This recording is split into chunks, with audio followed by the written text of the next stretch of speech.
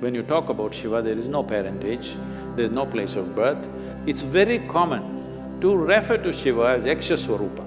Yakshas means always those kind of beings which are not human.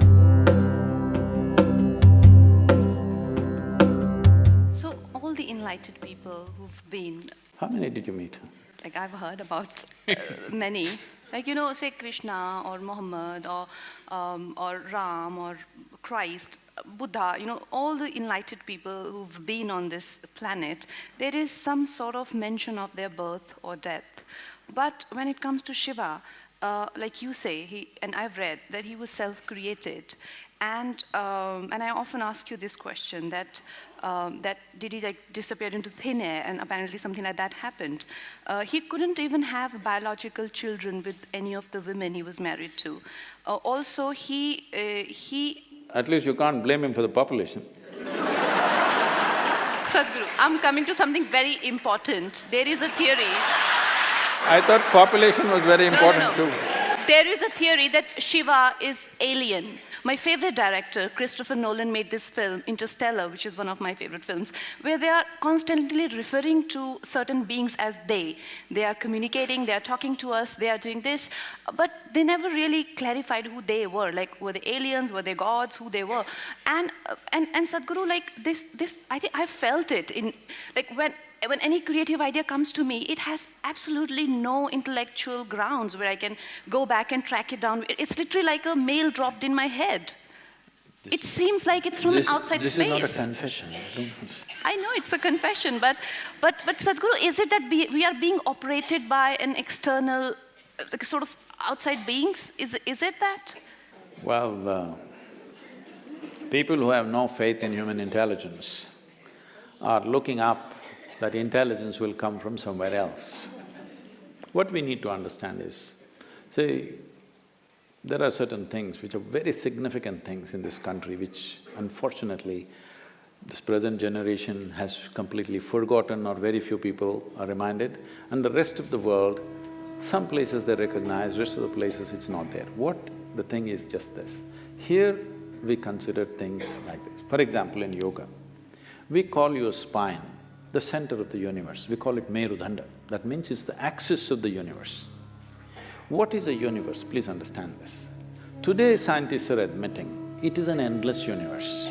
Forever we've been saying it's an ever-expanding universe. So we said your spine is the axis of the universe. That sounds ridiculous. Even without putting any load, most people's backs are hurting badly. They can't even walk or run or do anything. If this becomes the axis of the universe, what will happen? Why we are saying this is, see, you know there is a universe or you think there is a universe only by your experience, isn't it so? If you did not experience, if you could not see this, if you could not see like this and feel like this, you wouldn't know there is a universe. Only because of your experience there is a universe. And the center where your experience is being transmitted is through your spine. If we cut a few wires in your spine, you will have no experience even of the body, forget about the universe. So because your ability to experience the universe is rooted and centered in your spine, we are calling your spine as the axis of the universe. Suppose this hall, see now we know the boundaries of this hall. Now we can debate whether this is the center of this hall or that is the center of this hall. Suppose there are no boundaries to this hall. How would you decide which is the center of this hall? Where you are is the center of the hall, isn't it? From this basis, we developed a whole possibility for a human being, how not just to believe these things, but to make it into a living experience.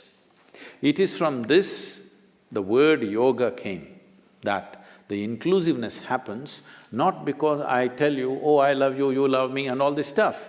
Inclusiveness happens simply because you obliterate the boundaries of your individuality. Not because I love you, you love me, I hug you, you hug me, so because we are inclusive, no. All that will last for some time. Tomorrow if they do something that you don't like, it'll be finished.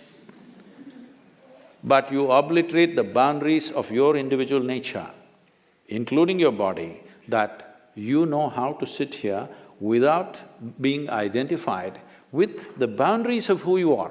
Your physical structure, your mental structure, your emotional structure has a boundary. It may be large or small. No, I'm not talking about the body being large. It may be large or small, but it has a boundary. But there are dimensions which have no boundary. What doesn't have a boundary is non-physical in nature. So our focus has always been on that dimension, which is non-physical. That is why Shiva became the most important thing, because Shiva means that which is not, that which is non-physical. Now is he the yogi that we're talking about? Is he a human being? Did he come from somewhere else? See, there are things, as you said, there is no parentage. When you talk about Shiva, there is no parentage, there is no place of birth, nobody saw him as a young boy to grow up. All the time when we saw him, he was about the same age. And we don't know where he died, such a significant human being. Even in those times, if he died somewhere, they should have built a temple, they should have built some kind of a monument for him. Nothing like that happened. So there is no birth, there is no death, there is no parentage, there is no siblings, there is no anything to prove that he was here. Does it mean to say we can assume he came from somewhere? Not necessarily. But in many of the… if you look at the lore, it's very common to refer to Shiva as Yaksha Swarupa.